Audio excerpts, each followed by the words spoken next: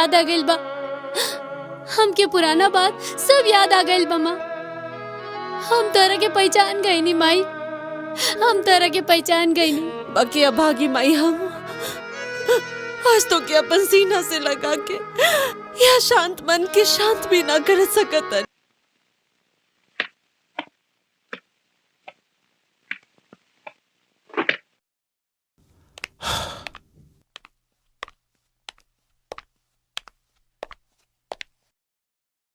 का भइल, तू एजा चुपचाप बैठल हुआ?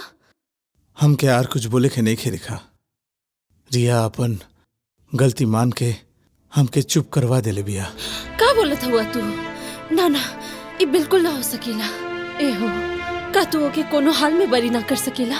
ना, कानून के तौर पे ओके तो सजा मिल के रही। तो फिर अब का हुई? हम भी वही सोचते नहीं। अगर कानून रिया के मृत्यु दंड दी, अगर कानून रिया के मौत के अंधेरा में धकेल दी, तो हमनी के जीवन में भी अंधेरा छा जाए ना। तू ठीक ही बोलत हुआ। तुम्हारी बात सुनकर हमारे मन कैसन हो जाता। और जौन रिया के माई बाप हवन, जनों के जन्म देले हवन, उ लोग की दर्द कैसे सहन कर पाइन? हाँ ठीक बोले तड़ो। जाने लो रेखा, आज हमार मन बहुत तड़पाता। हम एगो जज हई, सच के रख वाला। रिया के कठिन समय में ओकर असल माई से मिलवाना ई तो हमार कर्तव्य बा। कि ओके तो एक बार पता चले के चाहिए कि ओकर माई बाप के बा। आज अगर रिया से ओकर माई बाप के परिचय ना करवाएंगे तो ई ओकर साथ बहुत बड़ा अन्याय होई, ओकर माई के साथ गलत होई। तू का बोले चाहत हुआ? हम बोले चाहता नहीं कि रेखा, रिया तहार बेटी बिया। रिया, रिया हम लोग के लड़की है। तू सच बोलत हुआ? रिया हमार जिगर के टुकड़ा, हमनी के लड़की। रिया हमनी के सुमी। हाँ रेखा, रिया तहार सोमी बिया। जब 20 साल पहले तहार से दूर चल गई रहे, जे रहे तहार खुशी के कारण, जे बसल रहे हमनी के दिल में, जे रहे हमनी के सांस, जेकर खातिर हम लोग इतना दिन जिंदा रहनी, हमनी के उस सांस आज कानून के कैद में बिया। हाँ, जज के सामने अपराधी के कटघड़ा में खड़ा बिया, जेके पाए खातिर आज ही घर में केहू खुशी ना मनावता, जेकर माता पिता आगे ना जाता, चिल्ला के एक बार भी ना बोल सकता कि बेटी आवा आवा, एक बार आवा। 20 साल से इस सुना दिल के प्यार से भर दे, शांत कर दा।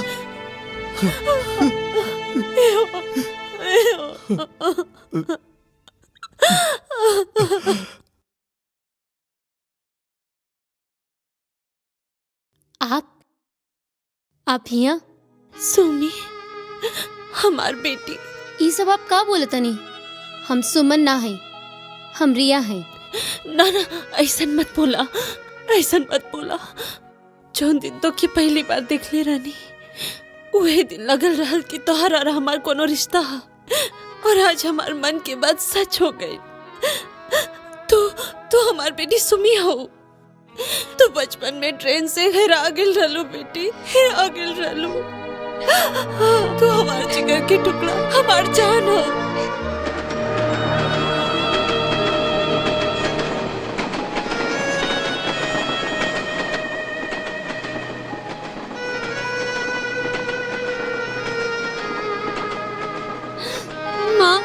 माँ हमके सब याद आ गइल बा। हमके पुराना बात सब याद आ गइल बा माँ। हम तोरा के पहचान गई नी माई, हम तोरा के पहचान गई नी। बाकी अभागी माई, हम आज तो के अपन सीना से लगा के या शांत मन के शांत भी ना कर सकतनी। ये तो अच्छा भइल माँ, हमार जैसे एगो खूनी के छुए से तोरा के पाप लगी माँ। हम एगो खूनी बानी, एगो खूनी। और एगो खूनी कभी तार बेटी ना हो सकेला। ऐसा मत बोला बेटी, कभी ना, ऐसा मत बोला। हम ठीक बोला तनी माई, हमर पहचान से तोहर बदनामी हुई। ए खातिर हम पहचान बता के तोहर इतना दिन के मान सम्मान बर्बाद ना करे चाहेनी माई, ना चाहेनी। ना, संतान होले माई बाप के सबसे बड़ा संपत्ति, और संतान के कारण माई के सम्मान कभी खत्म ना हो सकेला। अगर संतान गलती करे, वो गलती के होकर माई के ही सुधारे के पड़ेला। तू चिंता मत करिया, तू चिंता मत करिया। तू हमार लड़की हो और हमार लड़की गलती ना कर सकेली, ओके कोनो सजा ना हो सकेला।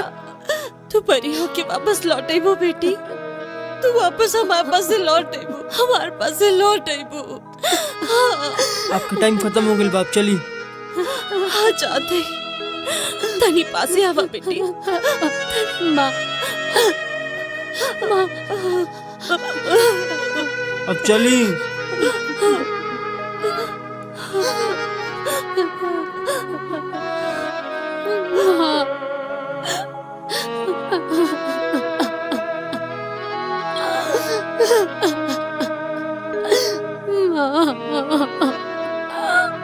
हमके नियम कानून कुछ नहीं के पता। एगो माई होए के नाते हमसे अपन संतान के वापस चाहेली। कल सुमी के जन्मदिन हा और कल तो हर फैसला के दिन हा। कल तू सुमी के बाइज्जत बरी करके सम्मान के साथ ओके घरे वापस लेके आई हा। हम अगर स्वागत करे खातिर आरती के थाली सजा के रखा। सुमे सिर्फ तहार अकेले के संतान नहीं खे रेखा, वो हमरो भी बेटी बिया। यही से हम भी चाहेम के सुमी के बाइज्जत बरी करके घर में ले आए के, लेकिन वो कानून के झूठा साबित करके ना। तोहर कोनो बात हम ना सुनने चाहता ही। सिर्फ एगो बात जान के रखला तू, अगर हमार लड़की के कुछ भइल तो तू हमार मरल मुंह देख पा।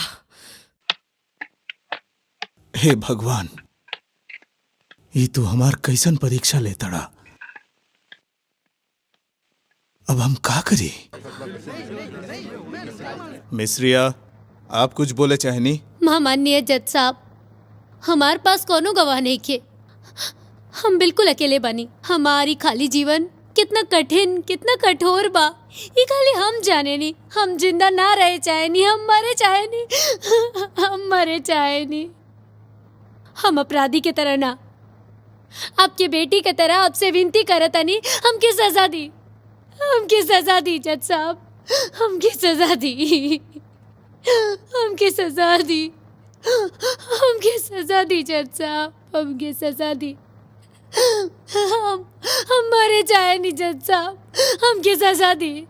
तोहर कोनो बात हम ना सुनने चाहता ही। सिर्फ एगो बात जान के रखला तू, अगर हमार लड़की के कुछ भइल तो तू हमार मरल मुंह देख पा। मेम साहब, आप खूब भाग्यशाली हैं। 10 बरिस बाद हमनी के छोटकी मेम साहब, मतलब आपके बेटी आपके पास लौट के आवतिया। बाकी मालिक हमनी के छोटकी मेम साहब के छुड़ा के ले आई हन था। जरूर आई हन। आज फिर से हमार मन खुशी से भर जाई। बाकी वो लोग आवत काहे निखन? ये अदालत ऑपोजिशन वकील के देयल पुलिस रिपोर्ट और सब गवाह सबूत के मद्देनजर रखते हुए ई नतीजा में पहुंचल बा कि मिस्रिया ही दुलाल दत्त के असली खूनी बिया। यही से मिस्रिया के भारतीय दंड विधि के 302 के तहत फांसी की सजा सुनावल जाता।